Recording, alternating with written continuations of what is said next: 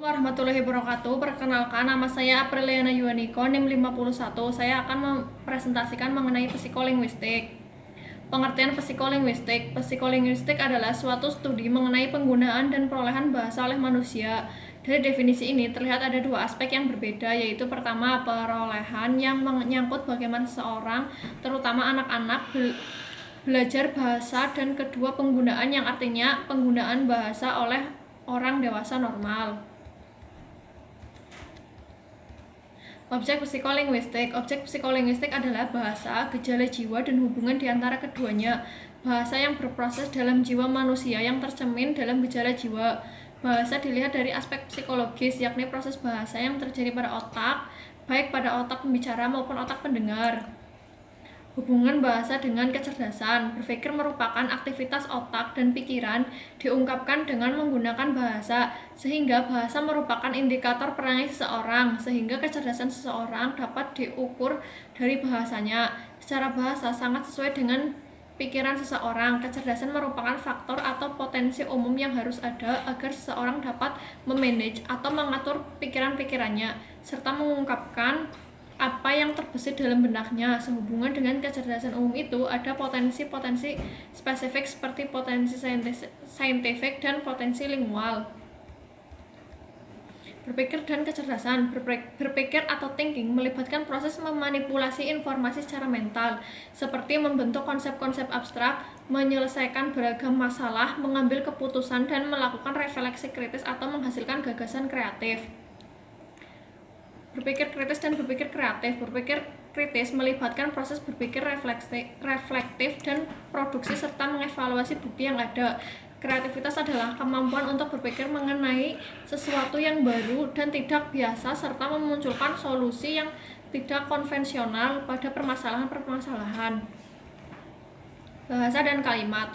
Bahasa merupakan bunyi-bunyi vokal yang digunakan dalam ujaran atau lambang-lambang tulisan. Dari bunyi-bunyi vokal itu, alat komunikasi yang digunakan dalam lingkungan kelompok manusia tertentu, sopan santun, tingkah laku yang baik. Kalimat adalah kesatuan ujar yang mengungkapkan suatu konsep pikiran dan perasaan. Dalam linguistik, kalimat diartikan sebagai satuan bahasa yang secara relatif berdiri sendiri, mempunyai pola intonasi final, dan terdiri atas klausa. Pengertian dan fungsi bahasa. Fungsi bahasa adalah alasan-alasan mengapa seseorang berbicara. Fungsi bahasa pada umumnya mengkomunikasikan apa yang ingin disampaikan. Fungsi bahasa ada dua, yaitu bahasa yang bersifat intrapersonal, yaitu penggunaan bahasa untuk memecahkan persoalan, mengambil keputusan, berpikir, mengingat, dan sebagainya. Kedua, fungsi bahasa yang bersifat interpersonal, yaitu yang menunjukkan adanya suatu pesan atau keinginan penutur. Biasanya diungkapkan dalam bentuk kalimat perintah, kalimat tanya, dan kalimat berita. Bahasa dan berpikir. Bahasa mempengaruhi pikiran. Pemahaman terhadap kata mempengaruhi pandangannya terhadap realitas. Pikiran manusia dapat dikondisikan oleh kata yang manusia gunakan. Tokoh yang mendukung hubungan ini adalah Benjamin Wolff dan gurunya Edward Sapir. Wolff mengambil contoh bahasa Jepang. Orang Jepang mempunyai pikiran yang sangat tinggi karena orang Jepang mempunyai banyak kosakata dalam menjelaskan sebuah realitas. Hal ini membuktikan bahwa mereka mempunyai pemahaman yang mendetail tentang realitas. Asal mula bahasa manusia. Asal-usul bahasa merupakan aspek bahasa yang paling dipertentangkan oleh para ahli karena tidak adanya yang data tertulis mengenai bagaimana timbulnya bahasa umat manusia dahulu kala.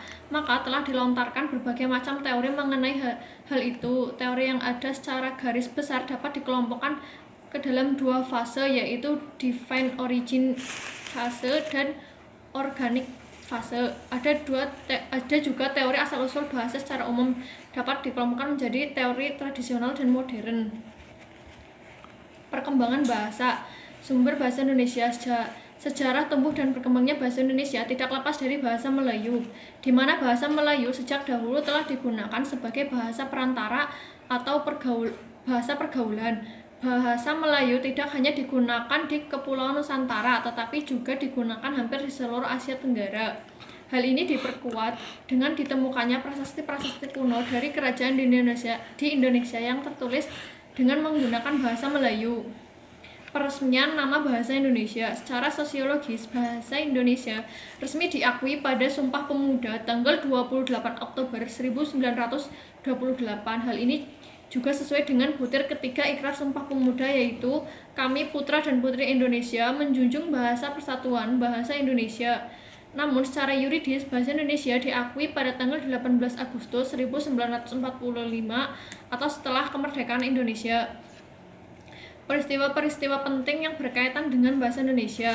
Tahun 1801 disusunlah ejaan resmi bahasa Melayu oleh C.A.A. van Ophuijsen yang dibantu oleh Nawawi Sultan Makmur dan Muhammad Taib Sultan Ibrahim. Ejaan ini dibuat dalam kitab Logat Melayu. Pada tanggal 16 Juni 1927, Jaja Datuk Kayu menggunakan bahasa Indonesia dalam pidatonya. Hal ini untuk pertama kalinya dalam sidang Volksraad atau Dewan Rakyat, seseorang berpidato menggunakan bahasa Indonesia. Pemerolehan bahasa manusia. Pengertian akuisisi bahasa. Perolehan bahasa adalah proses manusia mendapatkan kemampuan untuk menangkap, menghasilkan, dan menggunakan kata untuk pemahaman dan komunikasi. Fungsi bahasa dan perolehan bahasa. 1. Instrumental. 2. Regulasi. 3. Interaksional. 4. Persoalan. 5. Heuristik. 6. Representasional. 7. Imajinatif. Teori pemerolehan bahasa. Ada teori behavioris, teori nativisme Chomsky, 3. Teori kognitivisme, 4. Teori interaksionisme. 2. Sisi otak manusia. Otak manusia yang memiliki kemampuan yang luar biasa, yang terdiri dari triliunan sel otak, dan setiap sel otak tampak seperti gurita kecil yang begitu kompleks. Otak manusia juga memiliki 2 sisi yang setiap sisinya mengontrol fungsi yang berbeda dan memproses informasi dengan cara yang berbeda-beda. Fungsi dan struktur otak kanan dan otak kiri menurut Taufik Pasya. Otak kanan lebih besar dan lebih berat dari otak kiri. Daerah pengaturan pada gyrus Hales lebih besar pada otak kanan. Hal ini berhubungan dengan kegiatan berbahasa dan musik. Daerah talamus bernama nucleus posterius later lebih besar otak kiri. Talamus kiri memang lebih dalam pengaturan kegiatan berbahasa. Hubungan bahasa dan logika. Pengertian logika ialah ilmu berpikir yang tepat. Logika sekedar menunjukkan adanya kekeliruan di dalam rantai proses pemikiran sehingga kekeliruan itu dapat dielakkan. Maka hakikat dari logika dapat pula disebut sebagai teknik berpikir. Bahasa merupakan alat dari proses pemikiran atau alat dari logika. Hubungan bahasa dan logika dapat dijelaskan bahwa hasil yang diperoleh dari penggunaan suatu teknik atau logika akan bergantung dari baik buruknya alat bahasa yang digunakan. Penggunaan bahasa sebagai alat logika harus memperhatikan perbedaan antara bahasa sebagai alat logika dan bahasa sebagai alat kesusasteraan. Hubungan otak dengan keterampilan berbicara. Terdapat kaitan antara belahan atau hemisfer otak dengan keterampilan berbicara. Secara teoritis, kosakata yang dimiliki oleh seseorang berasal dari struktur kognitif pada hemisfer otak kiri, sedangkan kemampuan berbicara yang baik dan benar sangat dipengaruhi oleh hemisfer otak kanan. Pada umumnya, setiap orang memiliki kecenderungan untuk dominan pada salah satu hemisfer otak saja, baik itu kanan atau kiri. Berpikir, intelijensi, dan penalaran. Berpikir ialah suatu kegiatan mental yang melibatkan kinerja dari otak. Pemikiran sesuatu berarti mengarahkan diri pada objek tertentu, menyadari kehadiran seraya secara aktif menghadirkannya dalam pikiran, kemudian mempunyai gagasan atau wawasan tentang objek tersebut. Biasanya kegiatan berpikir muncul dari keraguan dan pertanyaan untuk dijawab atau terhadap dengan persoalan atau masalah yang memerlukan pemecahan. Tingkat berpikir konkret, berpikir skematis, berpikir abstrak. Pengertian intelijensi. Intelijensi adalah kemampuan yang dibawa sejak lahir yang memungkinkan seseorang berbuat sesuatu dengan cara tertentu atau kemampuan yang bersifat umum untuk mengadakan penyesuaian terhadap suatu situasi atau masalah. Kemampuan yang bersifat umum tersebut meliputi berbagai jenis psikis seperti abstrak, berpikir mekanis, matematis, memahami, mengingat, bahasa, dan sebagainya. Aspek kemampuan intelijensi, direction, kemampuan untuk memusatkan pada suatu masalah yang harus dipecahkan. Adaptation, kemampuan untuk mengadakan adaptasi terhadap masalah yang dihadapinya. Critics, kemampuan untuk mengkritik baik terhadap masalah-masalah yang dihadapi maupun terhadap dirinya sendiri. Faktor-faktor yang mempengaruhi intelijensi, pembawaan, kematangan, pembentukan, minat, dan pembawaan yang khas, kebebasan. Mengukur kecerdasan, orang yang berjasa menemukan tes intelijensi pertama kali ialah seorang psikologis Perancis, Alfred Binet, dan murid sekaligus asistennya Theodore Simon, sehingga tes mereka dikenal dengan nama Biner-Simon.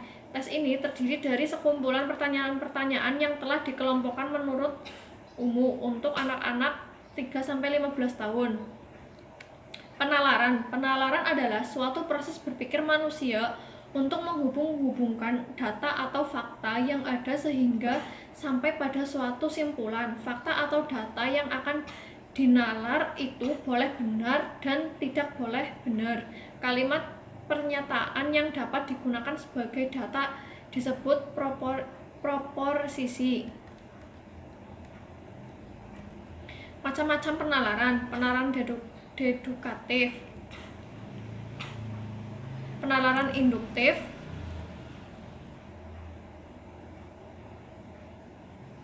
berpikir adalah suatu proses dinamis di mana individu bertindak aktif dalam menghadapi hal-hal yang bersifat abstrak atau suatu kegiatan mental yang melibatkan kerja otak.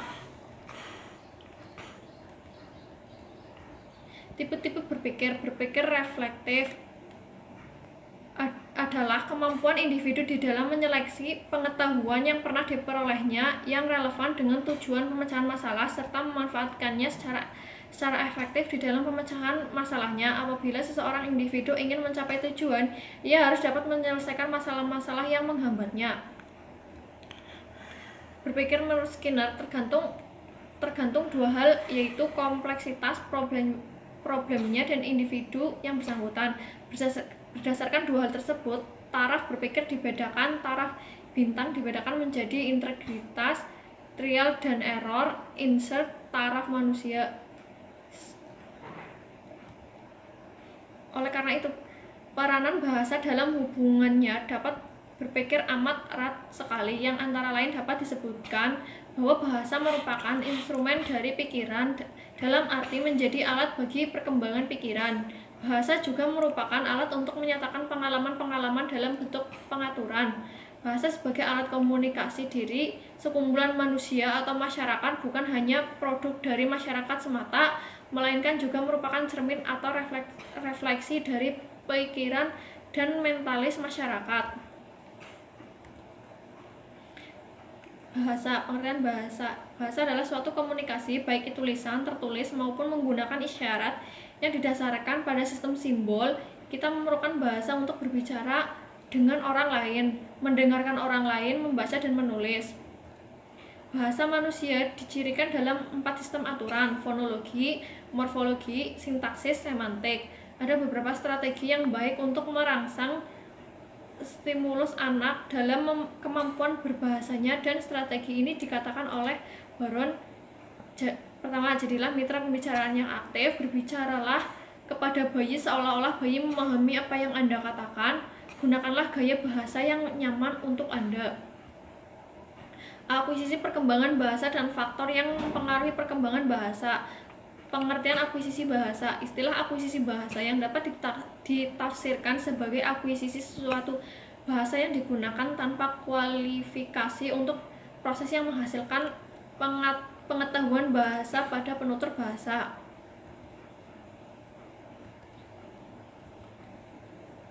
Berikut perkembangan motorik yang ada pada diri setiap individu secara umum. Pada bagian kepala, koordinasi mata lebih dari yang horizontal, lalu yang vertikal, dan setelah itu sirkuler.